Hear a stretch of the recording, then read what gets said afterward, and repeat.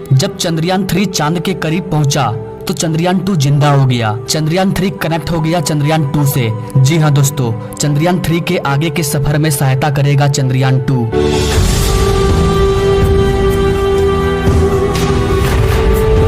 चंद्रयान 3 की live update दी गई है इसरो के द्वारा। चंद्रयान 3 सफलतापूर्वक चांद की कक्षा में प्रवेश कर चुका है। 5 अगस्त शाम 7 बजे से 7:30 बजे के बीच चंद्रयान 3 ने एंट्री ली चांद के ऑर्बिट में, चांद की कक्षा में। और ये पूरे देशवासियों के लिए गर्व की बात है कि चंद्रयान 3 चांद के ग्रेविटी में पहुंच चुका है। चंद्रयान 3 पृथ्वी के ग्रेविटी को छोड़कर चांद की ग्रेविटी में जा चुका है और ये भारत के लिए बहुत ही बड़ी सफलता है। बताया जा रहा है कि चांद से चंद्रयान 3 की दूरी महज 11,000 किलोमीटर रह गई है। लेकिन सबसे ज्यादा खुशी इस बात की है कि चंद्रयान 3 ने चंद्रयान 2 को जीवित कर दिया। जी हाँ दोस्तों, ये इसरो की न्यू अपडेट है। आइए आपको बताते हैं कि ऐसा कैसे हुआ। दोस्तों, आपको तो पता ही होगा कि चंद्रयान 2 जब लॉन्च हुआ था तो चंद्रयान 2 के भारत ने 3 हिस्से भेजे थे, जिसमें से एक था चंद्रयान 2 का ऑर्बिटर, दूसरा था लैंडर विक्रम और तीसरा हिस्सा था रोवर प्रज्ञान, जिसमें लैंडर विक्रम और रोवर प्रज्ञान को पहले हिस्से के ऑर्बिटर को 100 बाय 100 की दूरी पर छोड़कर चांद पर लैंड करना था। और हुआ भी कुछ ऐसा ही था। 2 सितंबर 2019 को विक्रम लैंडर सफलतापूर्वक ऑर्बिटर से अलग हुआ।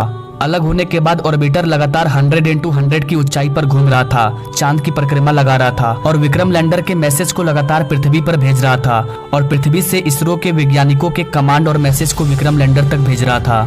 मतलब ये ऑर्बिटर एक नेटवर्किंग का काम कर रहा था। 7 सितंबर 2019 को विक्रम लैंडर को चंद्रमा की सतह पर लाने की प्रक्रिया शुरू की गई, जिसमें विक्रम लैंडर को 2.1 किलोमीटर की हाइट पर सामान और योजना के तहत चंद्रमा की सतह पर लाना था। लेकिन इसके ठीक बाद लैंडर का संपर्क इसरो के साथ टूट गया।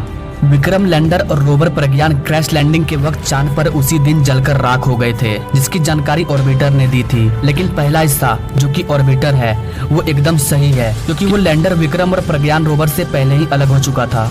और उस दिन से आज तक ये चंद्रयान 2 का ऑर्बिटर लगातार चांद की कक्षा में चक्कर लगा रहा है और ये बिल्कुल ठीक है। इसकी जानकारी चंद्रयान 3 ने भी भेजी है और अब ये ऑर्बिटर चंद्रयान 3 के पास पहुंचते ही चंद्रयान 3 से कनेक्ट हो गया।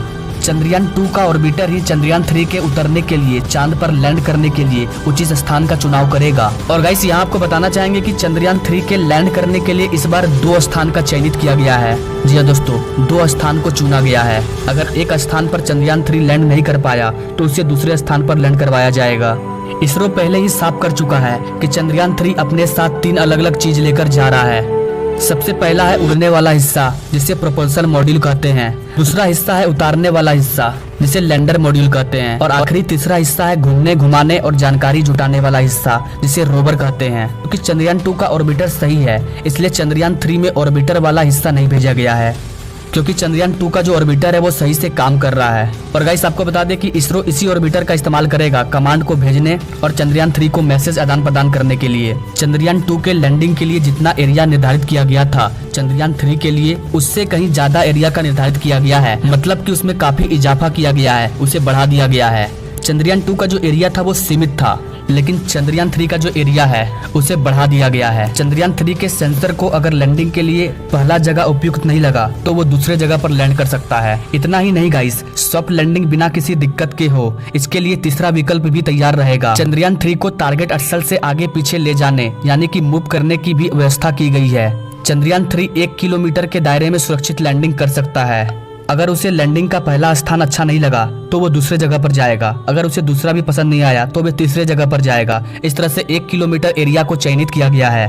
चंद्रयान 2 में 5 इंजन लगे थे, लेकिन चंद्रयान 4 में 4 ही इंजन लगे हैं। ऐसा इसलिए किया गया है ताकि चंद्रयान 3 का वजन जो है वो कम हो और लैंडिंग सफलतापूर्वक हो सके। इसरो के साइंटिस्टों के द्वारा बताया जा रहा है कि चंद्रयान 3 की लैंडिंग 23 अगस्त को शाम 5:47 पर होगी। आपको बता दें कि भारत का जो चंद्रयान 3 है वो चंद्रमा की दक्षिणी ध्रुव पर लैंड करेगा। चंद्रमा के डार्क साइड पर यानी कि दक्षिणी ध्रुव पर किसी ने अब तक लैंड नहीं किया है। अगर भारत ऐसा करता है तो भारत एक नया इतिहास रचेगा। आई होप कि गाइस आपको चंद्रयान 3 से रिलेटेड ये जानकारी समझ आई होगी, पसंद आई होगी।